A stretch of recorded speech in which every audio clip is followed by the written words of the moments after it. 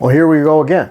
It's almost like, you know, for our clients, my client season begins in December, right before Christmas. I have 7 clients, and then those clients I have all the way till September. But that's habitat season, and I'm still hunting a lot. I have a bow tag in Wisconsin, I have a gun tag, I have a muzzleloader tag here in Minnesota, so I have a lot of hunting to do. But I really start thinking about, man, I can't wait to get out and cut this area, do this, add this bedding area here, put a water hole here, that kind of thing. So really starting to focus on how we can improve for next year, and not coincidentally, we get tons of calls right now. My schedule is almost full for, I think it's 80-85% full for the 2023 habitat season. I think Joe in Michigan's about 40% full, and then Kevin and Dylan have enough clients that they could probably be full by mid-January at the latest for the entire year. So we're really working on filling those schedules. We appreciate you guys calling, but it's habitat time. We took November off, and there's always something to do. And so I'm going to talk about really quick just some things I'm focusing on in December, which, you know, in turn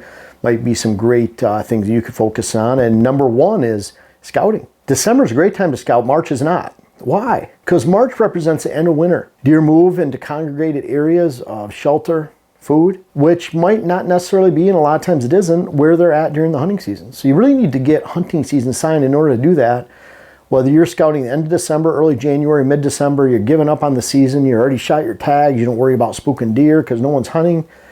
The bottom line is, this is a great time to scout. So I'm looking for rubs, scrapes, and sign that's pertinent to right now. So anything you look at that you can relate to, yeah, that's November sign. November sign meaning shavings of bark on top of the leaves. You can always tell then that rub wasn't made in September. It wasn't made in early October. It's made sometime in late October, November, and on. That's a really good way to tell the difference. And of course, you're looking for broken branches and scrapes. Scrapes might not be open, but you can at least see the broken branches where you think, well, that scrape could be there, and it is. So it makes a lot of sense. But it helps you unravel the movements of a buck during the hunting season, and not during January, February, March, which might not be reflective, and most of the time the later it gets is not reflective of what's going on during the hunting season. Great time to replicate bedding areas, because you can see where deer are bedding right now. You can see the high stem counts. You can see where they need high regeneration. There might be shrubs, grasses. It's thick, and those are the kind of things you want to look at and say, man, I want to duplicate this on my land.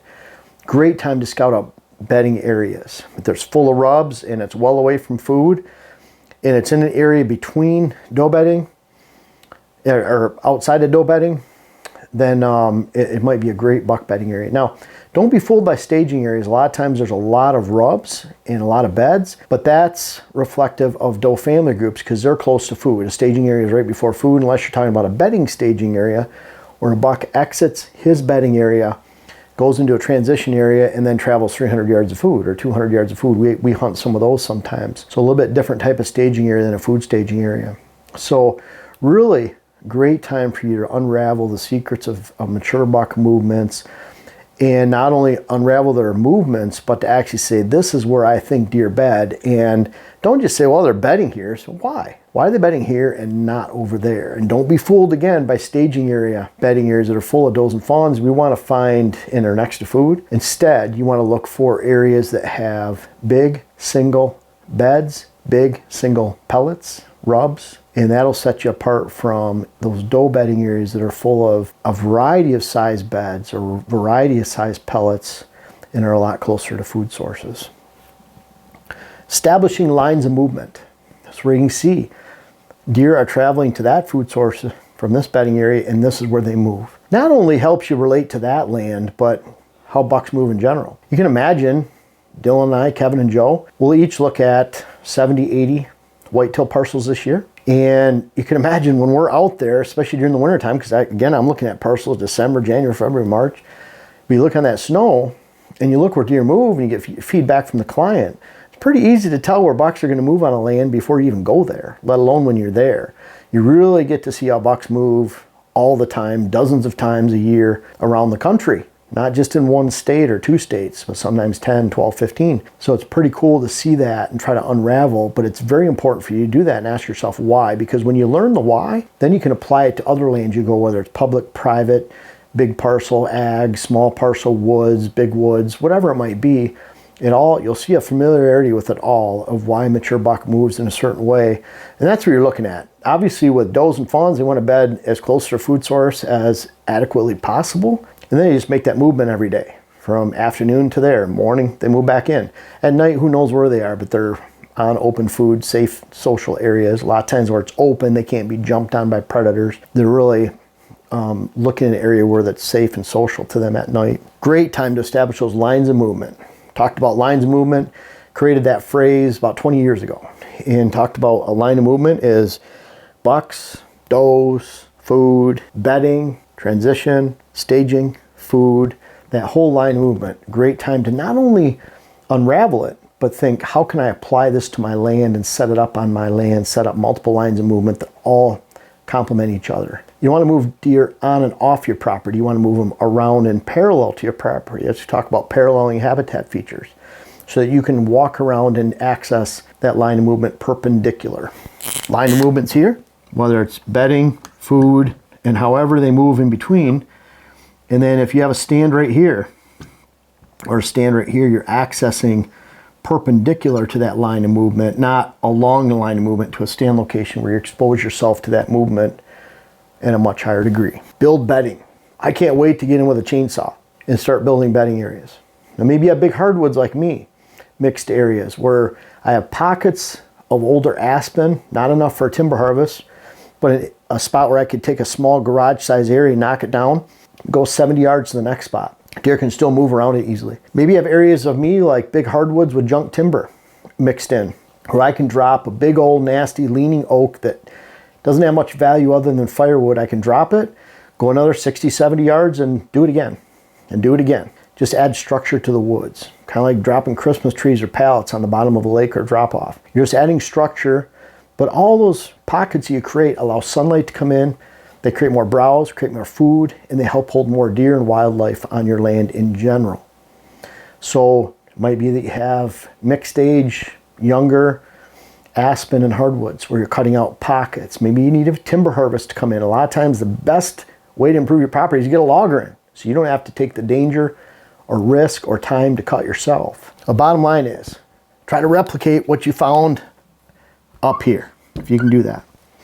Great time to take conifers down and then add 50 to 100, or take hardwoods down in pockets. And then in those pockets, add 50 to 100 conifers per acre. Usually use those, add those in bunches of 2 to 5 trees. Put them back in your hardwood tops. If you're worried about deer eating them, you have a dead top laying here, go stab them back in those tops. Step 5 or 10 right around that top, and then go 60, 70 yards and do it again. Now you're adding side cover in the form of conifer low branch. You don't care if those white pines or white spruce are only 6 feet tall in 10 years. They're providing side cover, but you can't see through them. So now you have cover breaking up the woods. So there's a lot of things you can do. We talk about that, creating bedding areas. We'll talk about that here in the near future. But if you're done with your hunting, December's a great time. A lot easier to move around the woods when there's not a lot of snow when you have a chainsaw in your hand. I've done it with snowshoes in the past. The bottom line is, whether it's December or January, great time to start working on that. And then you'll find those deer during the wintertime really love eating those buds and tips on those trees that you're dropping down too. I'll mention hinge cutting real quick. Hinge cutting is a viable tool in the toolbox of any competent habitat manager's toolbox. There's always a place for hinge cutting, meaning we'll visit 10 clients, might be 1, 2, maybe even 3, where hinge cutting is an option. It's not that you use it on every property, but to say that you never use it is borderline ignorant. To say that you always use it is borderline ignorant. You can't. It's somewhere in between. I hate to use that harsh term, ignorant, but it really is, because if you understand what a hinge cut does, we talk about hinge cutting, you can search that, we can find it on the site. But bottom line is a viable tool in every competent deer manager's toolbox, but it doesn't mean you use it all the time, and it doesn't mean you never use it. So think about that too. And then right now, if there's no snow on the ground, I do not like frost seeding with snow on the ground, because I've seen too many instances of runoff where all your seed ends up across the food plot, whether it's switchgrass or clover, just because of a quick melt in the spring. So I don't like ice on the ground, don't like snow. A lot of times in December, like right now, we had snow the last few days, probably 3 or 4 inches, and now we're supposed to have temps in the low 40s and 30s all week. And so when that happens, you get a little bit of wind and a lot of sun, and you only have a few inches of snow, it melts. And that gets us into December. So I'm not saying we won't have snow now from here until Christmas, but there's a better chance that it's going to be open ground, and that's a perfect time to get some switchgrass on the ground where you have prepared that area, chemically controlled it, especially food plot edges where you planted, you had chemically controlled. We have a few areas like that. We're going to add some screening on the sides this year. It's a great time to get that frost seed in the ground. And we're still hunting, like I said, so a lot of these chores I'm going to push towards middle to late December. But even the scouting, when I'm going into a stand, I'm starting to pay attention to trails, where deer are currently at. You can tell by trail camera and sign and trails. So you're really trying to be observant going into December right now, and really, again, starting to get back into your deer chores. We're hitting the fields hard here coming December. I think, Dylan, did you tell me you might even have some clients in December this year for the first time? Yes, sir. Yeah, Yep. cool. And you haven't had them in December before, right? No, usually I'm too busy in December filming and stuff, but the way I kind of built my schedule allows me to hop around and meet some new people and see some new spots. Well, what's nice is, Dylan, as you've advanced in your career, you've been able to really have more intense, valuable filming time, hunting time, and habitat. It's like you're able to, instead of trying to blend them all together at the same time, Yep. it seems like you've been able to be more effective. And Dylan, I know one of your priorities in life is Friday night fish with the wife. Yeah, so with don't Jara, expect me to be at a client's if I can't be back for that Friday fish. exactly. So that's cool that you guys do that. But that really, I'm not kidding. How many places can you go to Friday night fish where you live? Oh, I have a list of probably 30 places, and I think we've been to 12 or 13. But I mean, once you find a good one, it's hard to not Oh my go back, gosh. you know? So, yeah, it's like you have a 9 or a 10 out of 10, and you go and, yeah, that was a nice 6 out of 10, but I wish we would have stayed here. It's like, then you're starting to get picky. It's like, you have to have... My wife is very, very particular. So once she has something that she likes, she doesn't want to go try new spots. And it's like, I want to get them all done. I want to try all of them, you know? But... Well, so that begs the all-important question. Broiled or fried? Oh, fried. You're going Friday night fish, it's fried fish. Now me, it's broiled. Hey. I like the drawn butter. I like so in that the for me too, part of it is like sometimes I'll get 1 fried, 2 broiled, like if it's 3-piece. Okay. And the reason is because the fried equals carbs. Mm-hmm. So that breading and everything. So I look at it like I can have more beer, and then I can have broiled fish. See, and I have that good balance. Take out a beer and do an old fashioned, and then you've gained yourself another. Well, I'm not saying that's not the case either. I'm just saying, okay, we'll say old fashions, whiskey, whatever it might be. But yeah, pick your poison. But anyways, you guys, and I'll mention that too. We're trying to get those middle ads, things out of there that we do for our switchgrass and everything else. We're going to hit our food plot seed business hard March 1st. That's where we'll come out with about 9 different seed blends.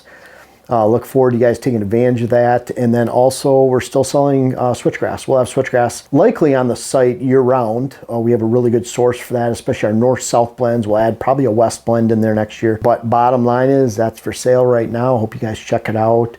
HuntWise is always 25% off. That code in my description. They're both in description, and I urge you to check that out. And really appreciate you guys watching. It's habitat season. We'll talk about it for the next 11 months. We'll get those December and January and beyond deer chore lists out, and I love this time of year. And again, we had great success with one of our bedding area waterhole / stands we built the road for. We built bedding area. Dylan showed that. Jen shot a beautiful mature buck with her bow. I shot a beautiful mature buck with my bow, and we only hunted a handful of times. So it's kind of like, it's amazing how when you have these setups and you put a lot into it and they all match with these conditions, how successful you can be with them going forward. And that's what I want for you guys. So I hope these deer chores help. Good luck, stay safe chainsawing, and have a great December. I urge everyone out there to really check out my web classes. They've been wildly successful. We have one that details how you should design your land, another one that details how you should plant and maintain and manage a food plot program. How can you make those decisions that fit your land specifically and not someone else's? Unfortunately, there's so much information in the hunting industry that says you should do this, but it doesn't apply to you. These web classes directly apply to you. And then we have our 3rd web class that came out last year, our rut web class, navigating the entire rut. And then we have our 4th one coming out, which is hunting hills and thermals. I urge you to check those out. try the web classes, and they're all about teaching, helping you understand how you can navigate not only managing your property, food plots, and the rut, but also hunting strategically, hills, thermals, and wherever you pursue whitetails for your dream and your passion.